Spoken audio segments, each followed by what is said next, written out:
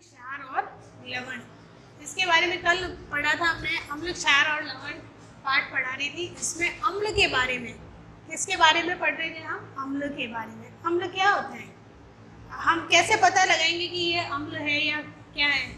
तो अम्ल किससे कहते हैं? अम्ल जो स्वाद में खट्टे होते हैं। कैसे होते हैं स्वाद में? अम्ल स्वाद में खट्टे होते हैं। कल बताया था मैंने आपको, अम्ल स्वाद में कैसे होते हैं? खट्टे होते हैं। वो प्राकृतिक, जैसे नारंगी है, नींबू है, ये प्राकृतिक रूप से ही खट्टे होते हैं। अब अम्ल आप चख के बता सकते हैं कि कौन सा मीठा है स्वाद में, कौन सा खट्टा है, कौन सा नमकीन है। ठीक है ना? अब आप जैसे नींबू चखेंगे तो क्या कहेंगे? ये खट्टा है। शक्कर को चख के बताएंगे तो कैसा लगेगी? शक्कर मीठी है। और हम संतरा कैसा है? खट्टा है। ये हम कैसे पता लगा सकते हैं? चख के। और नमक कैसा होता है? कड़वा होता है। करेले का स्वाद कैसा होता है? कड़वा होता है। तो ये आप किसके द्वारा बता रहे हो? अपने जीभ पे स्वादेंद्रियां होती है, उससे स्वाद चख के। किसके द्वारा पता लगा सकते हैं हम? चख के।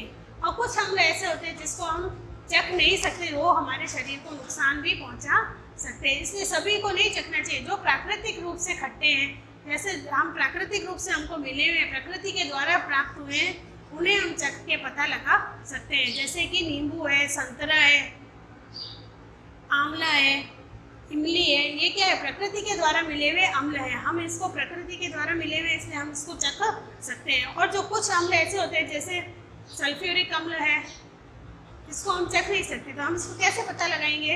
हम दूसरे सूचकों के द्वारा पता लगाते हैं कि ये अम्ल है या क्षार है। ठीक है?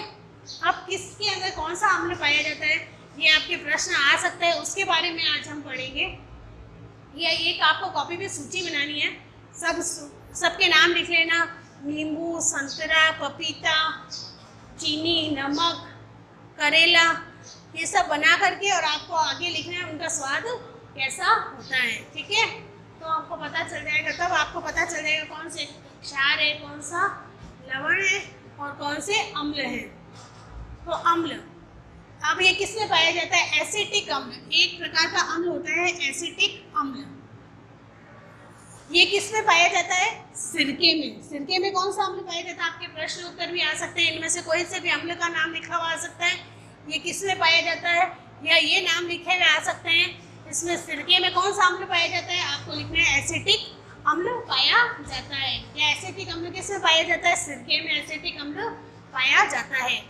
अब फार्मिक अम्ल, फार्मिक अम्ल किसमें पाया जाता है? चींटी के डंक में। चींटी के डंक में कौन सा? चींटी हमको काटती है तो उसमें चींटी के डंक में कौन सा अम्ल होता है? फार्मिक अम्ल। आप देखते हो चींटी या कोई मच्छर हमको काट जाता है, उस जगह पे हमारी फुंसी हो जाती है, सूजन आ जाती है, लाल लाल हो जाता है। वह किस कारण होता है? जब ये लोग काटते हैं, ये चींटी या मच्छर काटते हैं हमारे, तो एक रस हमारे अंदर छोड़ के चले जाते हैं हमारे छिद्रों में, मतलब वो डंक छोड़ जाते हैं। उसमें जो अम्ल होता है वो क्या होता है? फार्मिक अम्ल होता है। गीला गीला हमको महसूस होता है, वो क्या कहलाता है? फार्मिक अम्ल कहलाता है। साइट्रिक अम्ल, अब साइट्रिक अम्ल क्या होता है? किसमें होता है साइट्रिक अम्ल? तो आप सोचोगे साइट्रिक अम्ल मतलब किसमें होता है? संतरे में या और नींबू में। संतरे और नींबू में कौन सा अम्ल होता है? साइट्रिक अम्ल। ये आपके आ सकता है, साइट्रिक अम्ल किसमें होता है? संतरे या नींबू में। संतरे और नींबू में कौन सा रस होता है? साइट्रिक अम्ल। लैक्टिक अम्ल, लैक्टिक अम्ल किसमें होता है? दही में। दही में कौन सा अम्ल पाया जाता है? लैक्टिक अम्ल। दही में लैक्टिक अम्ल पाया जाता है। ऑक्सैलिक अम्ल, ऑक्सैलिक अम्ल किसमें पाया जाता है? पालक में। पालक में कौन सा अम्ल पाया जाता है? ऑक्सैलिक अम्ल। अभी आपके प्रश्न आ सकते हैं, पालक में कौन सा अम्ल पाया जाता है? आपको लिखना है ऑक्सैलिक अम्ल पाया जाता है। अब है एस्कॉर्बिक अम्ल। एस्कॉर्बिक अम्ल क्या होता है? एस्कॉर्बिक अम्ल ये खट्टा होता है, किसमें पाया जाता है? आंवले में। आंवले में कौन सा पाया जाता है?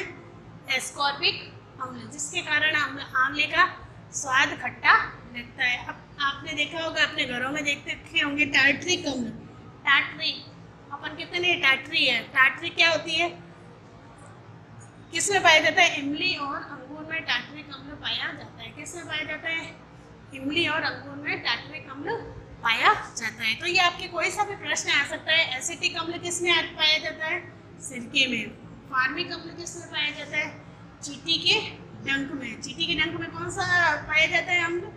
फार्मिक अम्ल। संतरे और नींबू में कौन सा अम्ल पाया जाता है जिसके कारण हमें इसका स्वाद खट्टा लगता है? साइट्रिक अम्ल। दही में कौन सा अम्ल पाया जाता है जिससे खट्टा होता है? लैक्टिक अम्ल। दही का स्वाद भी खट्टा होता है ना, इसमें कौन सा पाया जाता है? दही में। दही में कौन सा पाया जाता है?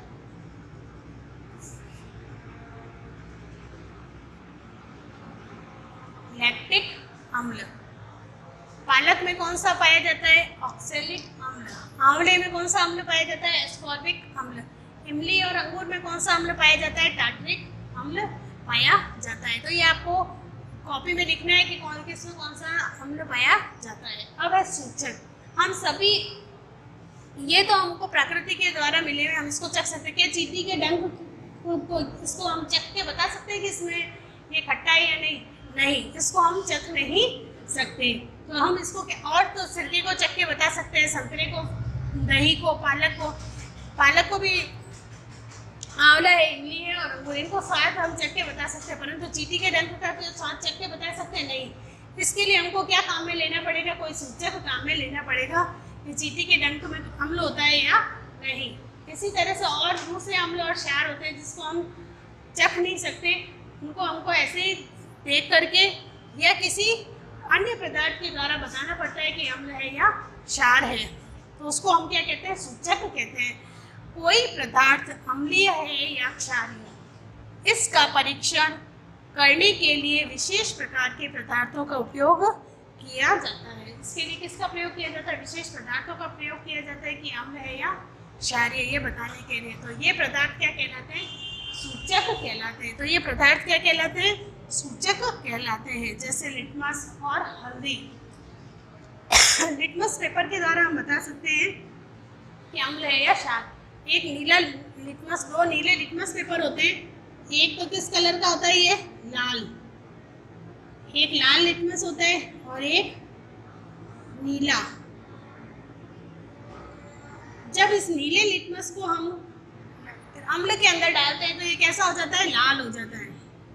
और जब लाल लिटमस को हम है ना अम्ल के अंदर डालते हैं, ये क्षार के अंदर डालते हैं, तो ये कैसा हो जाता है? लाल लिटमस पेपर कैसा हो जाता है? नीला। तो ये क्या कहलाता है? क्षार है और ये अम्ल है। नीला लिटमस लाल हो जाता है तो हम क्या कहते हैं? ये क्या है? अम्ल है। और लाल लिटमस नीला हो जाता है तो क्या कहलाता है? क्षार कहलाता है। तो ये क्या कहलाते हैं? सूचक हो गए। ऐसे हल्दी है, हल्दी का दाग, सब्जी का दाग कभी हमारे कपड़ों पर लग जाता है, जब हम उसको साबुन लगाते हैं तो हमें लाल लाल दिखाई देता है। वह किस कारण से दिखाई देता है? इसकी प्रकृति के कारण से। ये बता देता है कि अम्ल है या क्षार। क्षार की वजह से होता है, वो उसका रंग लाल हो जाता है। तो ये क्या कहलाते हैं? सूचक कहलाते हैं। तो आपको ये अपनी कॉपी में उतारना है। अम्ल के नाम, ये किसमें पाया जाता है? कल बताया था। अम्ल की परिभाषा लिखनी है। पूरा अम्ल स्वाद में खट्टे होते हैं, इसे अंग्रेजी में एसिड कहते हैं। ये लैटिन भाषा के एसिड किसकी उत्पत्ति किससे हुई? एशियर के द्वारा। लैटिन शब्द एशियर के द्वारा एसिड की उत्पत्ति हुई। ये आपको पूरा कॉपी में उतारना है और लिखना है। धन्यवाद।